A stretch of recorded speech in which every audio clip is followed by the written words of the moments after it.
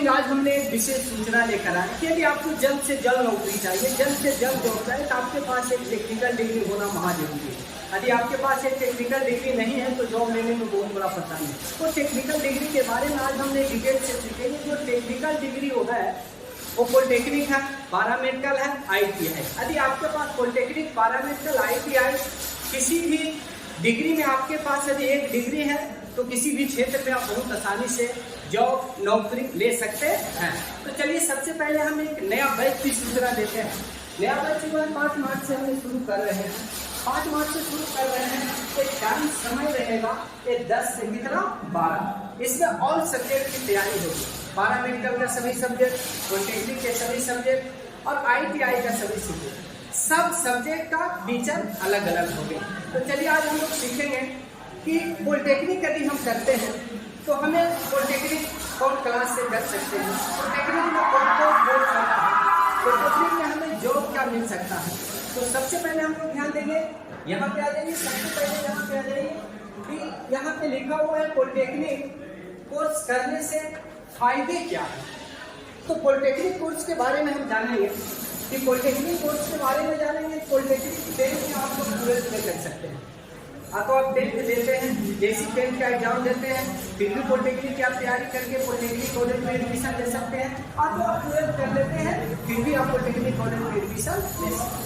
दूसरा हम लोग देखेंगे कि पॉलिटेक्निक कोर्स करने के बाद आसानी से हम जॉब ले सकते हैं। यदि हमारे पास पॉलिटेक्निक की डिग्री है तो हम बहुत सारा क्षेत्र में हम बहुत आसानी से नौकरी क्या कर सकते हैं, ले सकते हैं।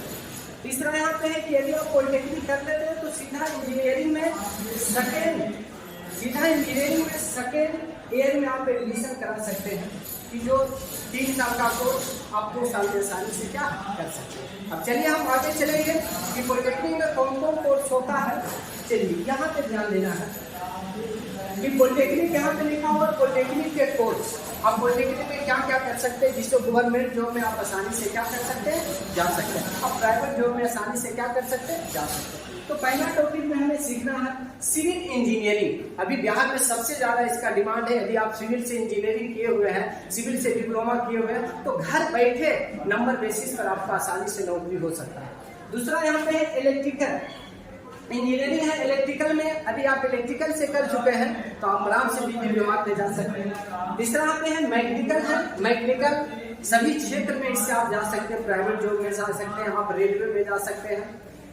तीसरा यहाँ चौथा यहाँ पे है कंप्यूटर इंजीनियरिंग है। तो कंप्यूटर के क्षेत्र में आप जा सकते हैं। इससे कंप्यूटर का बहुत सारा ऑप्शन आपको मिलेगा यदि आपके पास डिग्री रहेगा तो। तीसरा ऑटोमोबाइल, यदि आप ऑटोमोबाइल कर लेते हैं तो प्राइवेट जॉब की बात करें तो प्राइवेट जॉब में भी हम ऑटोमोबाइल से जा सकते हैं, ऑटोमोबाइल से रेलवे में जा सकते हैं।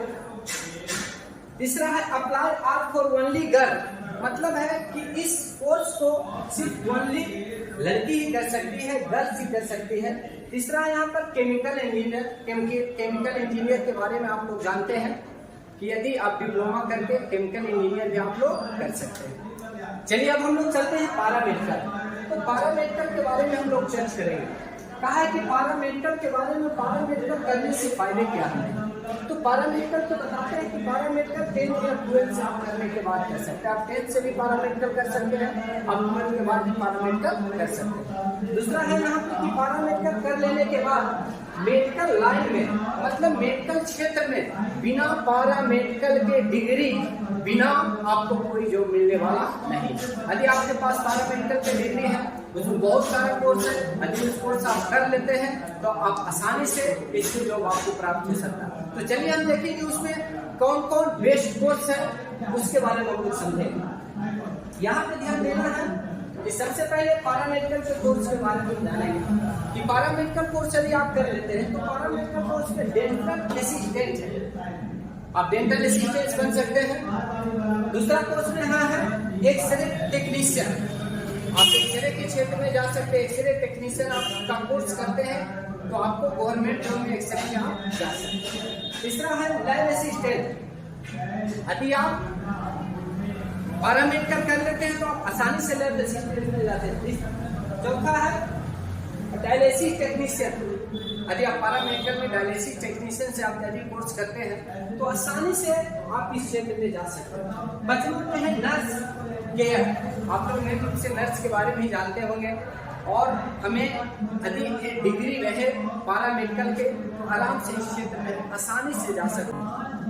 ITI का बात, यदि आप ITI कर लेते हैं तो रेलवे में आप बहुत आसानी से जा सकते हैं, क्योंकि आप लोग को पता है कि भारत सरकार ने जो भी रेलवे का वैकेंसी, तो 90% वैकेंसी रेलवे का इन्होंने ITI पर कर दिया है। तो यदि आपके पास एक टेक्निकल डिग्री है और टेक्निकल डिग्री आप रखिए तो आप आसानी से जॉब ले सकते हैं। तो बताया हम 5 मार्च को नया बैच स्टार्ट हो रहा है। जिन विद्यार्थी को पॉलिटेक्निक, पारा मेडिकल, ITI जाना है तो एक बार जरूर ज्वाइन करें।